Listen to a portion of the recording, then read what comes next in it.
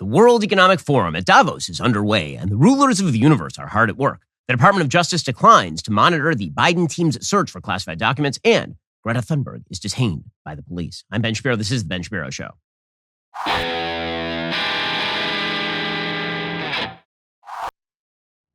Well, some protesters are true heroes.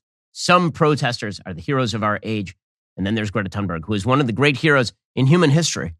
Greta Thunberg, yesterday, was arrested in Germany in what was a harrowing experience with the German authorities. According to Sky News, the Swedish environmental activist 20 has been taking part in protests against the demolition of the village of Lützerath, which is due to be cleared to make way for the expansion of a nearby coal mine. Apparently, she was arrested because she decided to obstruct this thing. It is the second time this week that the Swedish activist has been moved on by the police in the village. The local Aachen police force said that Thunberg was part of a group of protesters who stormed toward the edge of the open-cast mine, described by officers as, quote, steep and extremely dangerous.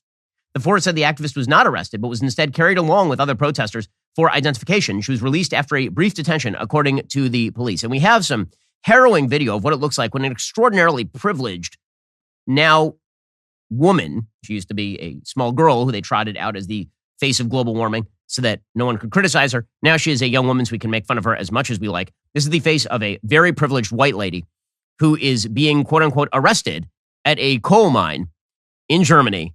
And apparently this is what it looks like when you get arrested at a coal mine in Germany while being an extraordinarily privileged environmental activist. She's laughing with the cops. There are two cops in full uniform who are standing next to her. She's smiling, enjoying herself, laughing. The police are holding her arms while posing for the cameras. And there she is, looking somewhat happy about the situation. And this is what it looks like. This is a brutal arrest. Oh, there it is. Wow, she's being walked. She's walking, and the police are holding her arms. All that's left there is you need AOC's pretend handcuffing. Remember when AOC, quote unquote, got herself arrested, and she held her hands behind herself as though she was being handcuffed, even though she wasn't handcuffed. I'm sorry, the staginess of this is it's truly amazing and cringe. There's a picture of Greta Thunberg actually smile. This is the first time I've ever seen Greta smile, which is great. I mean, I'm glad that Greta has found her happy place. Her happy place is apparently being carried in the arms of the police while posing for the camera. She's like grinning as they carry her away. Greta Thunberg. So that again, glad that she has found happiness. My honest take on Greta being arrested, actually, is that I'm wondering if this is all sort of the setup for a reality TV romance in which she is arrested and put in jail. And it turns out that her cellmate is Andrew Tate. And that might you remember their weirdly tension-filled exchange on Twitter in which Andrew Tate tweeted at her pictures of his Bugattis, and she suggested that he had, quote-unquote, small dick energy. I'm wondering if this is all the setup to the prison romance that is to follow between Greta Thunberg and Andrew Tate, the unlikeliest of romances. Proposed title of the show, Hot Takes, with Greta Thunberg and Andrew Tate in prison. And so much of our environmental movement is about this sort of virtue signaling nonsense. There are people in the world who have real problems. There are people in the world who don't get to spend their days standing at an open coal mine and then posing for the cameras as they are, quote unquote, arrested. And by arrested, we mean moved 25 feet for the sake of the cameras. And yet we are supposed to believe that Greta Thunberg is a great environmentalist hero, that she is undergoing serious risk. And in order for you to be a true hero, in any sense of the word, you have to undergo serious risk. You have to be risking something. What exactly is it that Greta Thunberg risks? The answer, of course, is nothing. Greta Thunberg risks the possibility of being even more famous, of being even more lauded by the very society that she claims is evil and terrible and victimizing her. What a lovely job she has. There's a whole cadre of people in our society whose job it is essentially to criticize the very institutions that make them famous and the people who watch them for a living, essentially. And this is like the Prince Harry model. The very institutions that made you rich and famous are the ones that you're going to criticize. Greta Thunberg's like, the West, it's full of terrible people. Terrible. How dare you? How dare you? I want my pony and I want it now.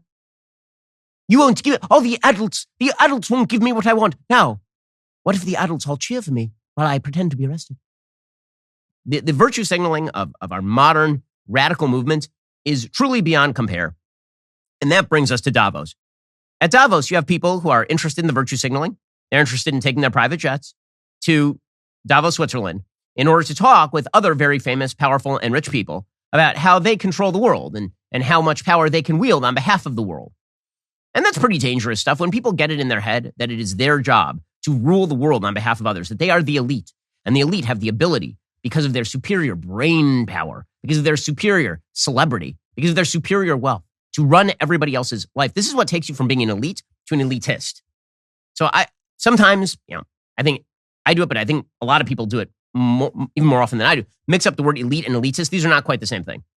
If you're an elite, this means that maybe you are among the top 1% of people who are wealthy, or maybe you're in the top 1% of people with IQ, or you're the top 1% of people who are the most athletic. Those are elite. Okay, and there's nothing wrong with being elite. Those are very often the people who create the most innovation. Those are the people who create enormous value for the rest of society.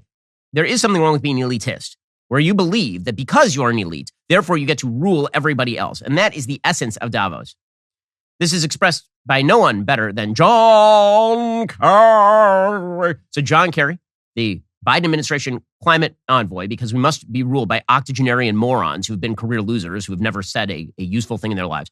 John Kerry, whose face is collapsing like a home in the Hollywood Hills during a rainstorm, and who more and more is morphing into the Easter Island head.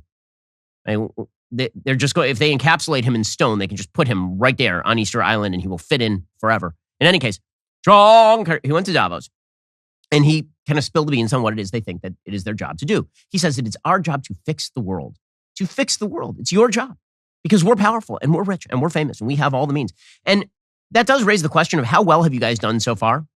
And over the past few years, as we'll get to, the answer is you've done quite an awful job. And yet there you are suggesting that it is your job to fix all of the planet's problems and all you will require is utter control. And when you stop and think about it, it's pretty extraordinary that we, select group of human beings, because of whatever touched us at some point in our lives, are able to sit in a room and come together and actually talk about saving the planet. I mean, it's so almost extraterrestrial to think about, quote, saving the planet. And if you said that to most people, they think you're just a crazy tree-hugging, lefty, liberal, do-gooder, whatever. Yes, correct. As one online commenter noted, this is the closest that John Kerry has ever come to just admitting that they are the lizard people. You're into online bizarre conspiracy theories. But hey, something touched us at one point in the past, and it gave us the power. So what touched John Kerry? Well, it turns out that what touched John Kerry and gave him the power to do this was marrying into an extraordinarily wealthy ketchup family. I don't know if you were able to marry into an extraordinarily wealthy ketchup family and then run unsuccessfully for president of the United States and then be given a career jet-setting around the world and complaining about global carbon emissions. But that's what touched John Kerry. He was not touched by the hand of God with incredible intelligence. He's never really accomplished anything on his own, right? And what I mean by that is in the business world, for example. He's been in government essentially since the time that he was back from Vietnam, where he proceeded to prey on his fellow Vietnam veterans by calling them war criminals and mutilators of prisoners, etc. And he has parlayed that into an entire career. That characterizes a lot of the professional class over at Davos, who believe that it is their job to restructure the world. And right now they're worried. They're worried because, as it turns out, their own failed leadership has ushered in an era of chaos. So the Washington Post has a report on this. Here's what they say. A decade ago, political power brokers and corporate bigwigs gathered here in the Swiss Alps under an upbeat theme. It was time for resilient dynamism, declared the organizers of the 2013 meeting of the World Economic Forum. After the travails of the global financial crisis, they explained the world was now in a post-crisis stage. It was incumbent on the elites convened at Davos to usher in further reforms in service of economic sustainability and competitiveness. Perennial WEF watchwords that tap into the liberal dogma that long underlay its proceedings, where the desire to do good need not interfere with profit margins. Well, it's precisely the opposite. The profit margins need not interfere with the desire to do good, because the reality, of course, is that the profit margins were always secondary. See, profit margins make you answerable to an actual ruler and metric of success. Do-gooderism has no metric of success. It's just what's in your own head. This is why you see so many people on the left who are fond of the idea of stakeholder capitalism. Shareholder capitalism means that we can tell how well you are doing by looking at your share price. Stakeholder capitalism means we can't look at that. You have to look deep into the cockles of your heart and decide whether you are doing a good job or not. 10 years on, says the Washington Post, there seems to be less optimism. Instead of a post-crisis moment, it's more common to talk of a perma-crisis, of a world buckling under a never-ending cascade of calamity: war, climate catastrophe, energy price chaos, inflation, epidemics of hunger and disease, political instability, and widening economic inequity. This year's WF theme, a plaintive appeal to find cooperation in a fragmented world, seems more possessed by the ruptures that have already taken place. In a press call with reporters last week, WF President Borje Brendi said the meeting will, quote, happen against the most complex geopolitical and geoeconomic backdrop in decades. We'll get to more on this in just one second. First, if one of your goals this year is to do business with companies that actually don't hate your guts, perhaps you should check out Pure Talk. Pure Talk is the antidote to woke wireless companies. It is proudly veteran-owned, employs a U.S.-based customer service team, and absolutely refuses to spend money on fake news networks. Not to mention, Pure Talk's service is excellent. They're one of the largest networks in the country. You can get blazing fast data, talk, and text for as low as $30 a month. That's probably half of what you're paying Verizon, AT&T, or T-Mobile. Switch on over to Pure Talk in as little as 10 minutes while keeping your phone and your phone number. Your first month is guaranteed risk-free. Try it. If you're not completely happy with the service, you will get your money back. This year, make it a goal to support companies who actually support you. Go to puretalk.com, enter promo code Shapiro, save 50% off your very first month. That is puretalk.com, promo code Shapiro. Pure Talk is simply smarter wireless. I've been using Pure Talk for all of my business calls. The coverage is excellent because they're using the same tower networks as one of the big guys. Plus, they aren't overcharging me, and they don't hate me. So head on over to puretalk.com, use promo code Shapiro, save 50% off your very first month. That's puretalk.com, promo code Shapiro. Also, if the past couple of years have taught us anything, it's that in a crisis, whether it's a global pandemic or a natural disaster, even the basics get really hard to come by. Remember the early days of COVID when you couldn't even find toilet paper? Well, you need to be prepared for anything. My new partners at Jace Medical are here to help. Jace Medical helps you get a long-term supply of prescription medication. Their mission is to empower you to be better medically prepared. A great way to start prepping is with the Jace case. It's a pack of 5 different courses of antibiotics you can use to treat a whole host of bacterial illnesses, including UTIs, respiratory infections, sinusitis, skin infections, and more. All you have to do is fill out a simple online form. In some cases, jump on a quick call with one of their board-certified physicians. From there, you can ask your physician treatment-related questions on an ongoing basis. Now, think about how convenient this is and how useful it is.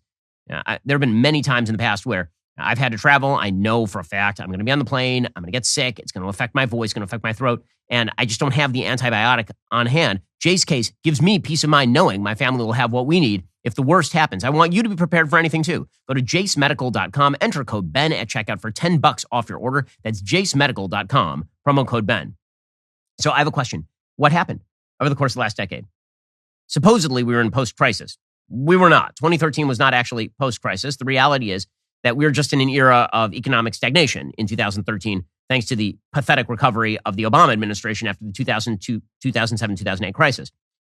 But assume that that's correct. Assume for a second that 2013 was stability and joy and happiness, right? Obama was president. Everything was going great, according to the left.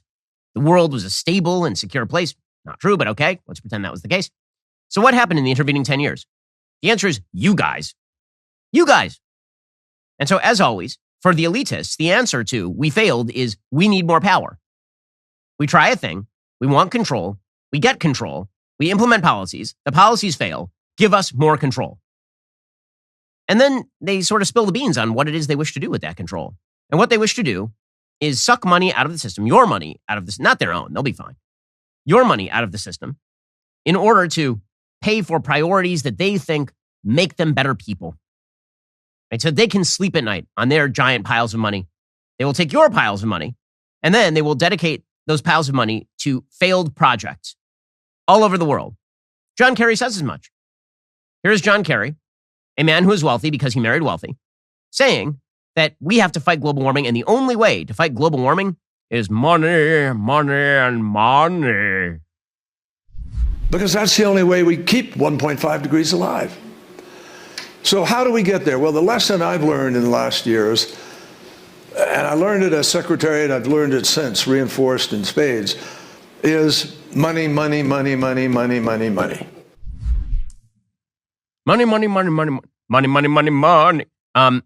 But not his, yours. Right? The global economic system's money. That's the really thing. That is the thing that is really important, is how much of your money they're going to spend, how much they're going to make your life worse.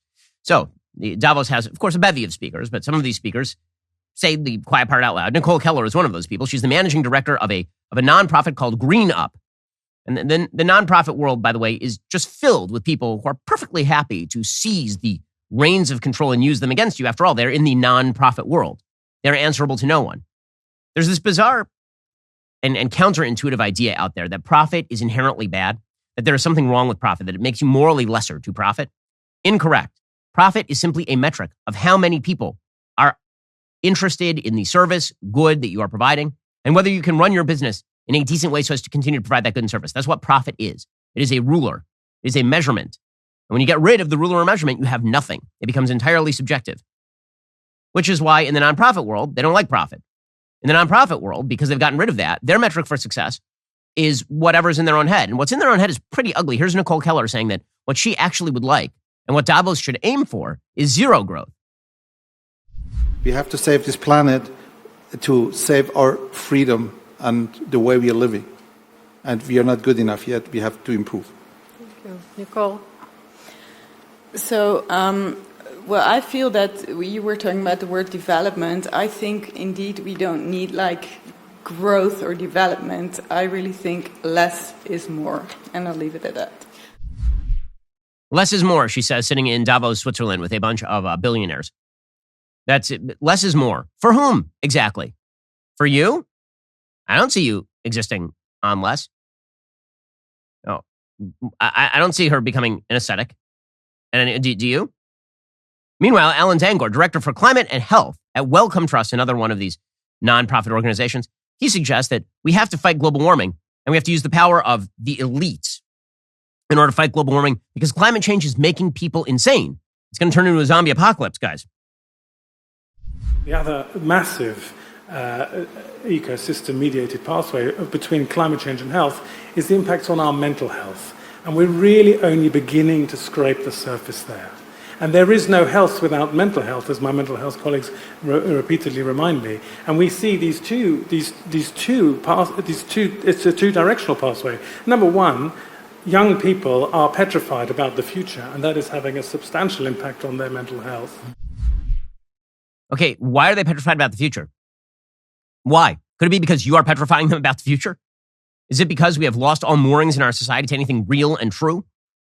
And instead we have substituted a bunch of alarmism that allows you guys to centralize control. Perhaps that right there is the problem. I love it. You drive people insane. They're like, hey, everybody's insane. Maybe you should give me more power to make people stop being insane. Pretty amazing. And again, the elites gathered at Davos, and the elitists, more importantly, gathered at Davos, they fully admit that pretty much everything that they are about is the global warming agenda, which is really a redistributionist agenda. The global warming agenda is really less about lowering carbon emissions, which is why they're not predominantly pushing nuclear energy or innovation. And instead, they are signing giant checks to different parts of the world. The Belgian prime minister said that the new trade agenda must be focused about stabilization, but also really about decarbonizing the world.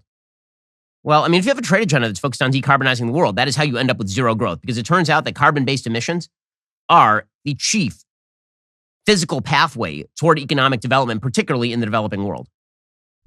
The second element is that this trade agenda, it's about stabilizing the world, but it's also about decarbonizing the world. And there, honestly, I think the world can only be happy with the fact that the United States has moved to the right side of the table. It's so they're happy now, right? Because the Biden administration is filled with people who agree with this guy who I've never heard of, the crew. Now, nobody's heard of this, but the United States has now moved to the right. And what is the right side of the table? Confiscating the wealth of its own citizenry and using it on behalf of a global agenda of redistributionism and less growth. And I mean, this is what the Democratic Party really stands for. This is why you have Governor J.B. Pritzker of Illinois, who went to Davos. What's he doing in Davos?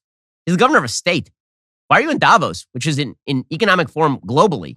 Anyway, people are still shooting each other in Chicago, but J.B. Pritzker has got some time on his hands. So he heads on over there and he says, the important thing is that we're going to be fossil fuel free in Illinois by 2050.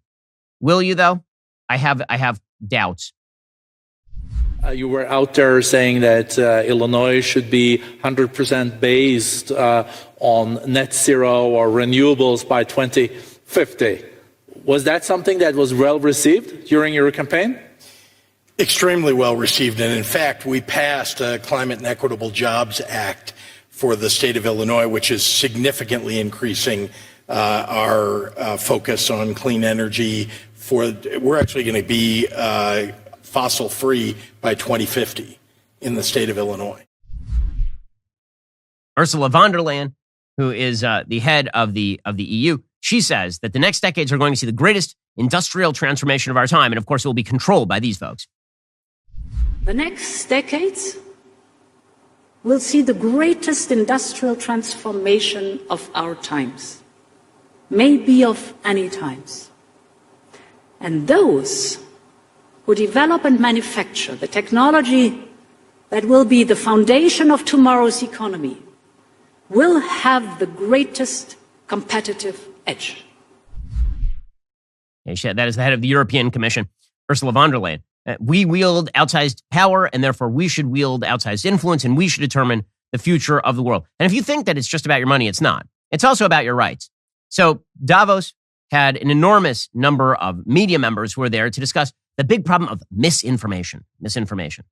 And leading their panel on misinformation was, of course, Brian Stelter, who was booted off of CNN for low ratings, which is an amazing thing. I wasn't even aware that you could be booted off of CNN for low ratings because CNN essentially has no ratings.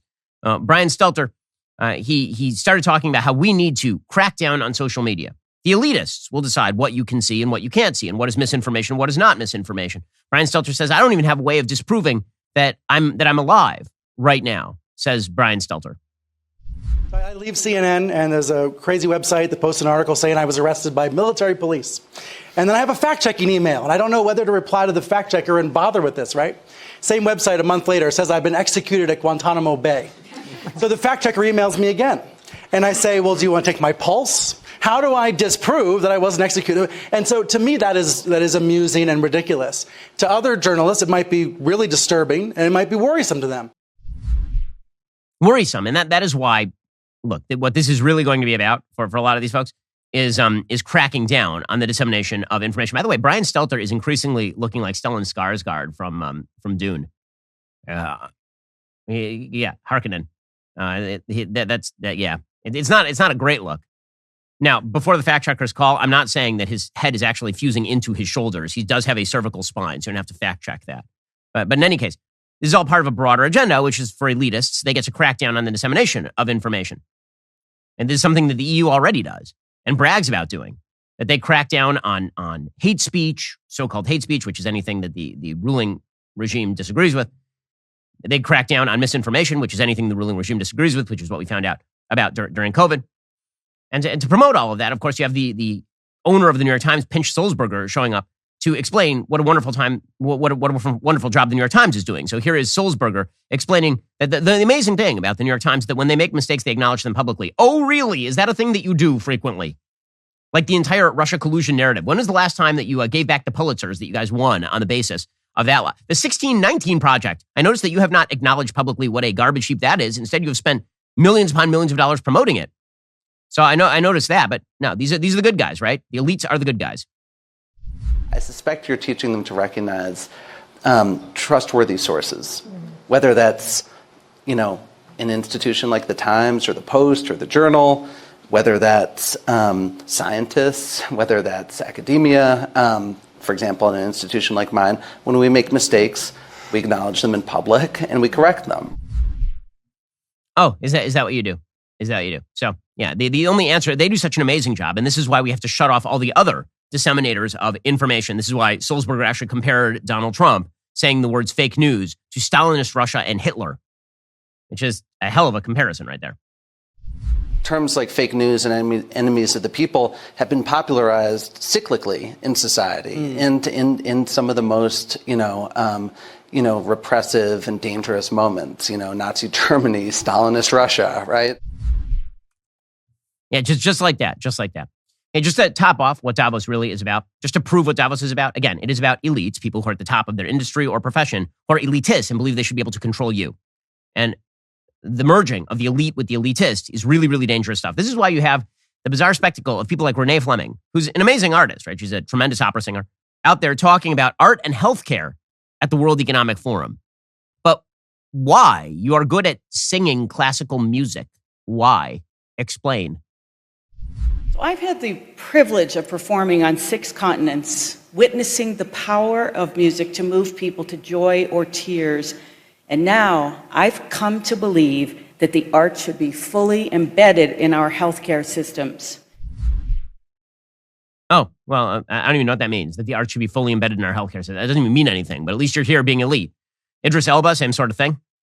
So, fresh off of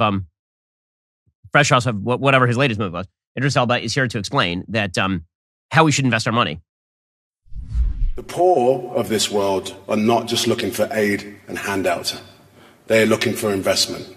Investment in people, in nature, in innovation, in partnership. As Sabrina said, please invest in small farms and the small to medium businesses that support. With greater access to finance, to markets, to resources, to technology, to knowledge, and to people. Well, if Idris Elba says so, I guess we should all take it super seriously. Everything's going great. Okay, so here's the thing. How do these guys do? Now, they've had control, so how's it been going? I mean, you have the elitists in control in the United States, all over Europe. How's everything going? The answer is not amazing. We were lied to about virtually everything with regard to COVID by all of the most valuable sources in American and international life. People who disseminated true information were shut down on social media.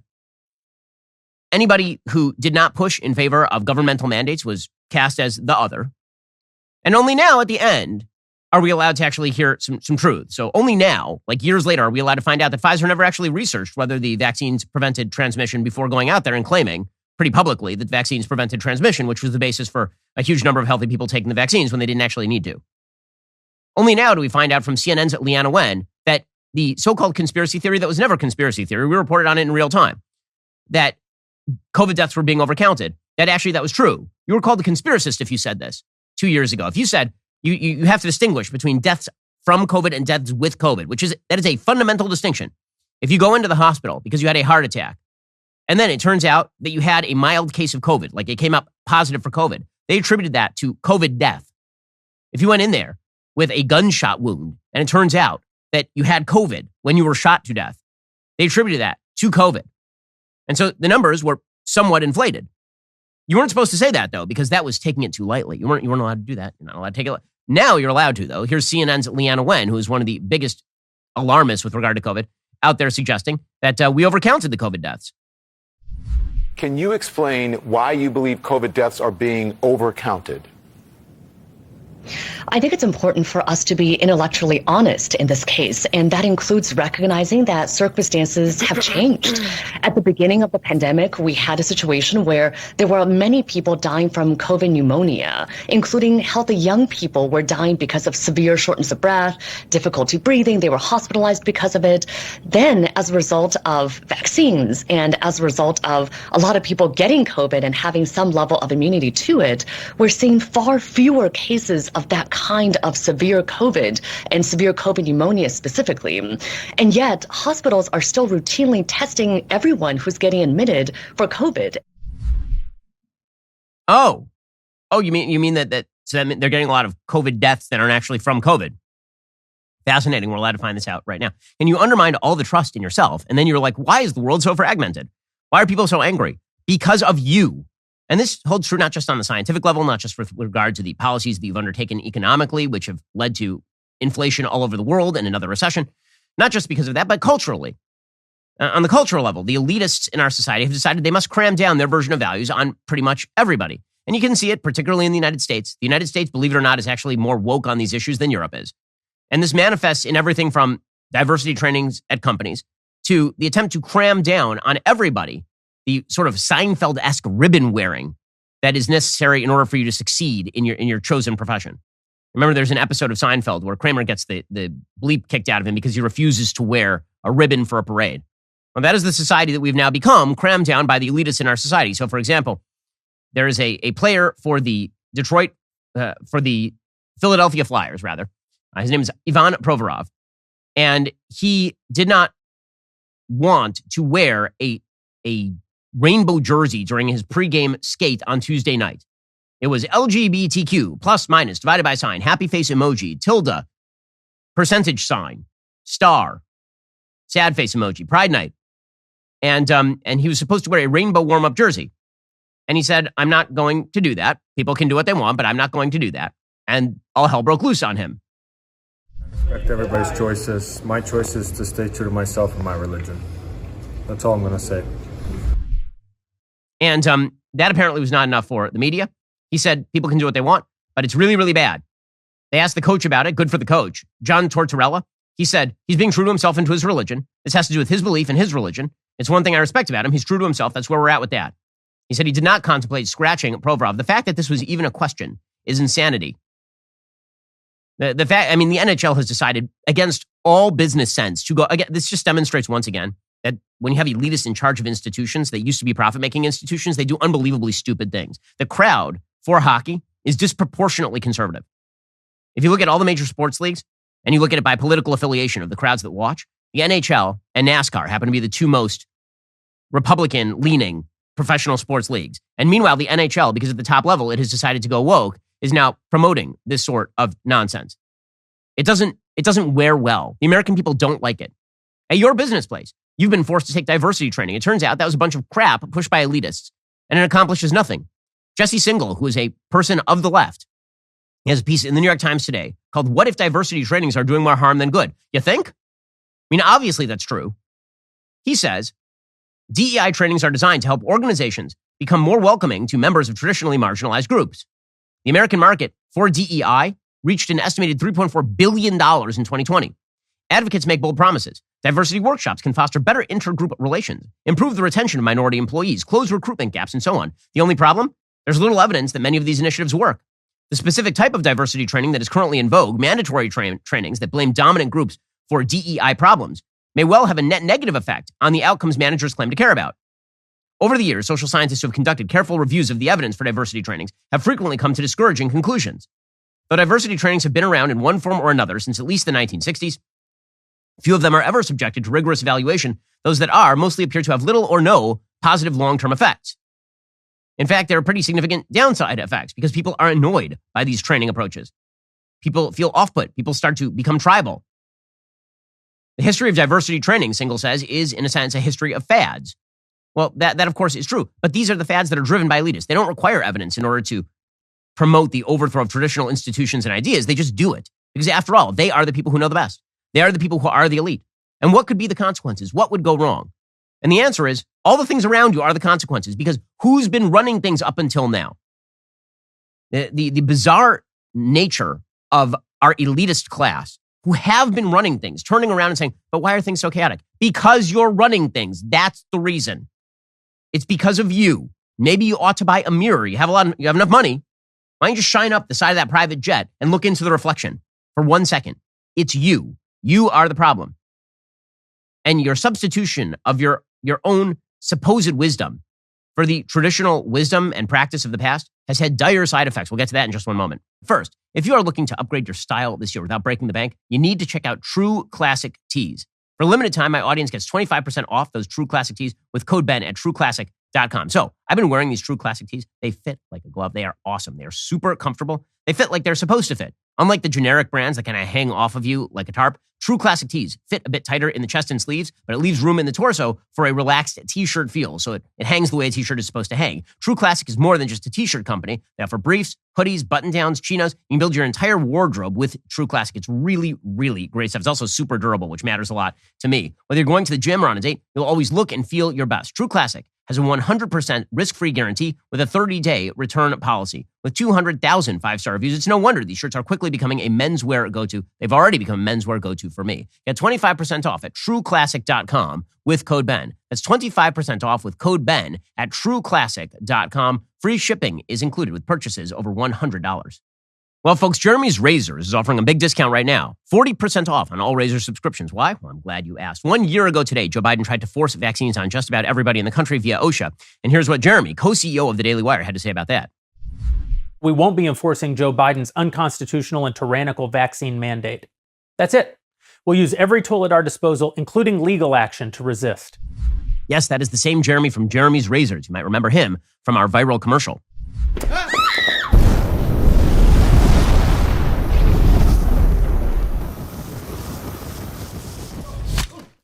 Did you see any other CEOs out there publicly suing the government on your behalf? Nope, just Jeremy. We did it here at Daily Wire. The best part about it is we won. The Biden vaccine mandate is as good as dead. We said do not comply, and you did not comply. In fact, over 1 million of you signed our petition saying as much. And today, together, we kick the government's ass. So, are you going to keep buying from those other guys or from the guy who sued the government on your behalf and won? For all the ladies out there, give your man something else to smile about. Every time he picks up a Jeremy's razor, he will remember just how much you care. Trust me, if he listens to the show too, he'll appreciate you even more. We'll make it even easier for you. Switch now. Get 40% off on your razor subscriptions at jeremysrazors.com. Again, that is jeremysrazors.com to get started. Okay, so with the elitists ruling our society, the downsides have been pretty unbelievable to watch. And there's a lot of talk about how the elitists are pushing globalization. The thing that the elitists really are pushing is global control. That's not the same thing as globalization. Globalization is the idea that there ought to be as much widespread trade as possible without endangering national security. I have no problem with that general idea. However, global control is what they're really pushing, the idea that they get to set the rules for everything in your life at the top level, elitists over at Davos getting together and figuring out how your life should run. And they ought to do this on a cultural level as well. They're going to decide the cultural hallmarks of elitism, and you must obey. You must repeat. You must enthusiastically celebrate. You must use the pronouns. You must fly the Pride Progress flags. You must speak the Black Lives Matter nostrums. It's a new religion, in other words, and it's a religion with a priesthood. And the priesthood are the people who meet at Davos. They're the people, as John Kerry explicitly said, who are touched by something, touched by perhaps the divine, to take power and leverage it down on you. A problem with this is they are a really crappy priesthood, and the religion that they are preaching is real garbage. And it is no substitute for traditional religion. The decline of traditional religion made room for this group of false prophets to sort of take control and then claim that they were going to fill the hole left in the human heart by religion. But that hole cannot be filled this way. There's a fascinating new study out. It's a working paper from Tyler Giles of Wellesley College, Daniel Hungerman of the University of Notre Dame, and Tamar Ustrom of Ohio State University. They looked at the relationship between religiosity and mortality from deaths of despair. And what they found, unsurprisingly, is that as religiosity in a society decreases, deaths of despair increase. Now, the metric that they used is really what's fascinating here. So what they noticed is not just that there was a massive decline in people who say they are religious in the United States. What they found is that the actual association between increases in deaths of despair and decline of religion in their view is defined by lack of religious practice. Not how often you say you pray, not religious thought, not spiritual but not religious. The thing that actually defines whether you are more likely to die a death of despair is whether you have dropped out of religious practice, which again demonstrates that religion is a way of life. And when you lose religion, you lose your way of life. Religion is praxis. It is not merely theoretical. And secular society basically says that religion, if you are a believer, ought to be relegated to the realm of your mind. That is not how religion has worked historically. It's not how religion works practically. Religion has a very Aristotelian cast. Aristotle, of course, suggested that if you wish to be virtuous, you must practice virtue. And that if you wish to be a good person, you must practice doing good things. If you want to be generous, you have to do generous things over and over and over until you get in the habit of doing generous things. Religion says exactly the same thing. In my own religion, we are hemmed in by literally thousands of arcane details of how you ought to live your life. The point of those arcane details is to train you to think about something higher. It's to train you to think about doing the good and right thing in the most minute everyday activities. And when you drop out of religious practice, the idea of sort of broad spectrum religious ideas is not a substitute for that. What the secular world basically contended is that you could practice a secular life while having religious thoughts, and that is not the way this works. And that's what this study finds. And it finds that when you drop out of religious practice, you're more likely to drop into despair and into nihilism and into confusion and into chaos. And you're also more likely to make yourself subject to false prophets like the people over at Davos. There's a reason why secularists buy into all of the garbage that you're hearing spewed by the elitists over in Davos. The authors of this study noted that many measures of religious adherence began to decline actually in the late 1980s. They found that the large decline in religious practice was driven by the group experiencing subsequent increases in mortality, white middle-aged Americans without a college degree. States that experienced larger declines in religious participation in the last 15 years of the 20th century saw larger increases in deaths of despair. The researchers looked at the repeal of blue laws in particular. Blue laws limited commerce, typically on Sunday mornings. These laws have been shown to be strongly related to religious practice, creating discrete changes in incentives to attend religious services that are plausibly unrelated to other drivers of religiosity, they said. The repeal of blue laws had a 5 to 10 percentage point impact on weekly attendance of religious services and increased the rate of deaths of despair by 2 deaths per 100,000 people, they found, which is a reasonably large share of the initial rise in the deaths of despair. As the study found, it's about formal religious participation. It is not belief or personal activities like prayer that people dropped out of that actually impacted their lives. It is formal religious participation because it makes you a member of a community. It binds you to a system. People require systems. And they're radical, individualistic libertarians who believe that systems are all impositions on you. That is incorrect. People are embedded in systems of one sort or another. You get to choose the system in which you are embedded. You should choose to embed yourself in the system that is the most durable, embodies the most traditional wisdom, and is the best for you and your family. These results underscore the importance of cultural institutions like religious establishments in promoting well-being, they said. They further added they didn't know of any cultural phenomenon that matches the mortality patterns, which are seen for both men and women, but not in other countries, and in both rural and urban settings, but mostly middle-aged, less educated white individuals. The decline in religiosity matches mortality trends in all these characteristics, they wrote. They pushed back on the opioid theory. They said OxyContin was first introduced as a prescription drug in 1996, but by then, deaths of despair for middle-aged white Americans were already well above trend. By the way, one thing that is worthy of note is that no-fault divorce really became a national law in the 1980s. So if you're talking about what exactly shifted, no-fault divorce in the United States is essentially the thing that shifted. And with that came family breakdown, came the rise of individualistic subjective autonomy, the belief that you were to be disconnected from institutions, and that bled all the way down the chain. One of the great ironies, by the way, when it comes to the elitists is that they don't actually live like they preach. If you look at the elitists, many of them are married, many of them have kids, many of them went to college, most of them made pretty good life decisions, which is how they got to be successful. But the stuff that they preach is precisely the opposite of that. And it's ingested by pop culture and then spewed out there. And people who are sort of lower down on the economic scale, those are the people who tend to embody that. And then those are the ones who suffer. The elitists who if you believe, like John Kerry does, that the elitists were given the power to rule, which is not something that I traditionally believe. I believe that God was given the power to lead and that it was your job to follow God, right? But they believe that they are the new gods. If they believe that, then shouldn't they get the blame when things fall apart? And the answer, of course, is they won't get the blame when things fall apart because they are the special people and they get to also control the dissemination of punishment. So, of course, it's everybody else's fault but their own. Alrighty, meanwhile, Joe Biden continues to be in serious trouble over these classified documents found at his home. They were found at his home. They were found in his garage. It turns out that his son, Hunter, who is a derelict, was in the home, maybe renting the home at the same time that he was picking up bags of cash all over the world. Well, there is something weird about this situation. According to the Department of Justice, they actually declined to search with Joe Biden's legal team in Wilmington, Delaware for classified documents.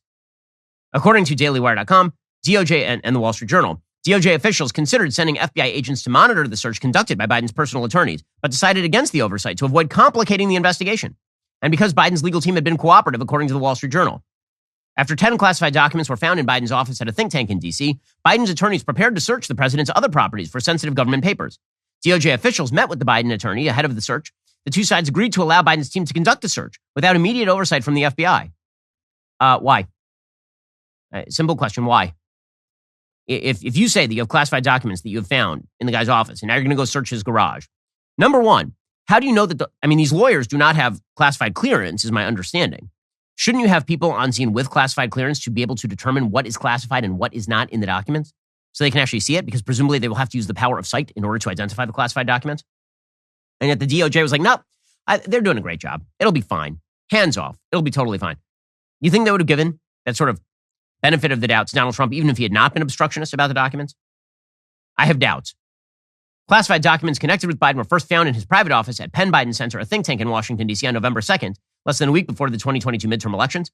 Since then, Biden's attorneys have located more classified documents at Biden's home in Wilmington on 3 separate occasions. An unspecified number found in the garage on December 20th, 1 document found in Biden's study on January 11th, and 5 more found in the study on January 12th. Very strange that the DOJ decided that the lawyers did not need any oversight, like any help at all, in order to do all of this. Meanwhile, the Biden administration is trotting out all of its friends to make excuses. Ben Rhodes, the bizarre and ridiculous national security advisor to Barack Obama and a failed novelist who has no knowledge about foreign policy and yet was given a position of high power in the administration. He says, what this was something went wrong in the boxing process. Oh, is that what happened? Something went wrong in the boxing process. That's what we're calling this now? Putting classified documents in the box. I guess that's a way to say it. And that's like saying that a man cheats on his wife and he says something went wrong in the hotel reservation process. You might say that, sure. Here's Ben Rhodes. Could you give us some insights into how these things can get mixed in with other pieces of paper. I think it's trickier for a president or vice president who obviously have far more documents in their offices, in their residences, than I did as a White House official.